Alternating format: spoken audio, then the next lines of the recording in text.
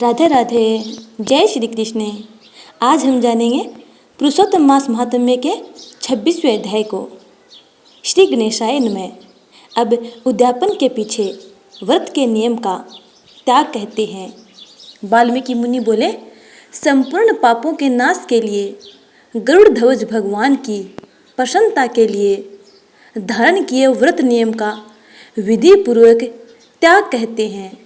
हे राजन, नक्त व्रत करने वाला मनुष्य समाप्ति में ब्राह्मणों को भोजन करावे और बिना मांगे जो कुछ मिल जाए उसको खाकर रहने में सुवर्ण दान करना, अमावस्या में भोजन का नियम पालन करने वाला दक्षिणा के साथ गोदान देवे और जो आंवला जल से स्नान करता है वह दही अथवा दूध का दान देवे। हे राजन, फलों का नियम किया है तो फलों का दान करें। तेल का नियम किया है अर्थात तेल छोड़ा है तो समाप्ति में घृत दान करें और घृत का नियम किया है तो दूध का दान करें। हे राजन, धान्यों के नियम में गेहूं और साली चावल का दान करें।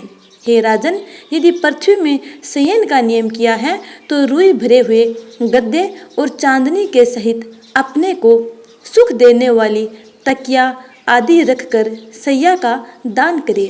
वह मनुष्य भगवान को प्रिय होता है।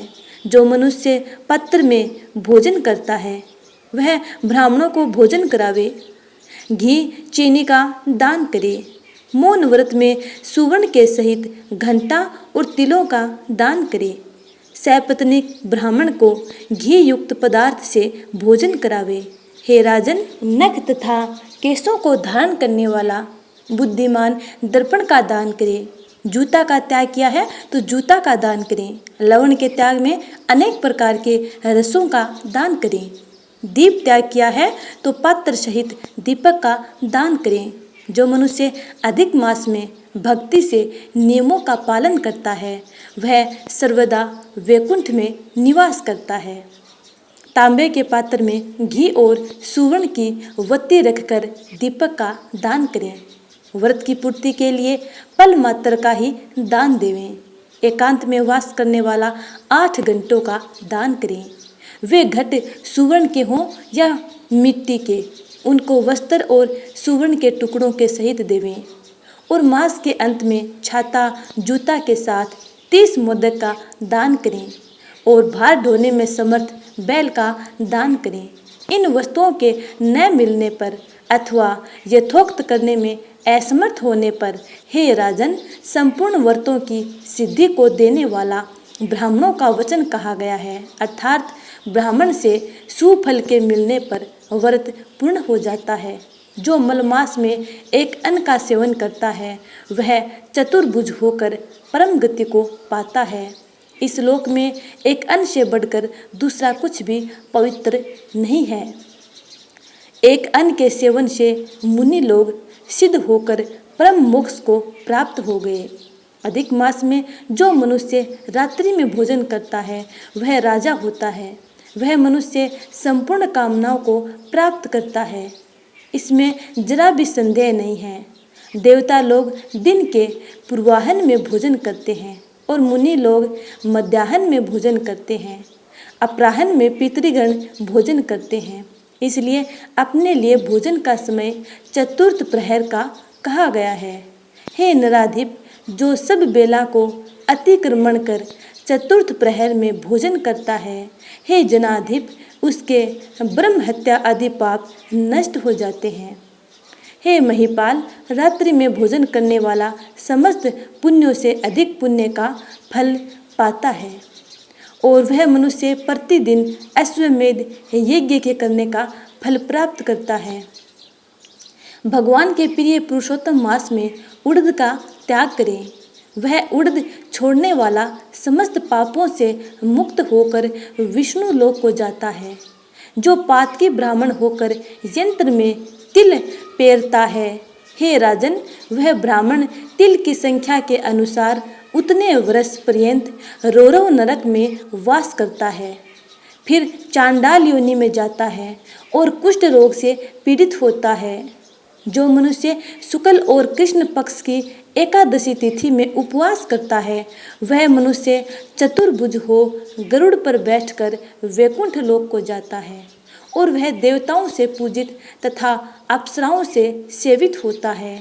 एकादशी व्रत करने वाला दसवीं और द्वादशी के दिन एक बार भोजन करे।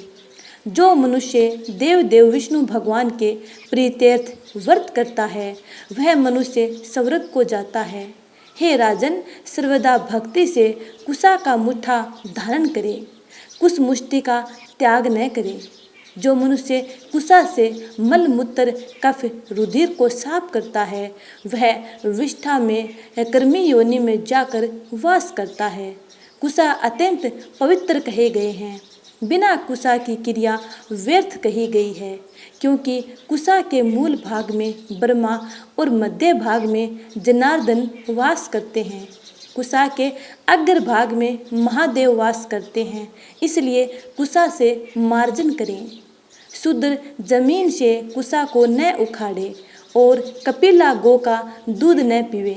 हे भूपते, पलाश के पत्र में भोजन न करें, प्रणव मंत्र का उच्चारण न करें, यज्ञ का बचा हुआ अन्न न भोजन करें।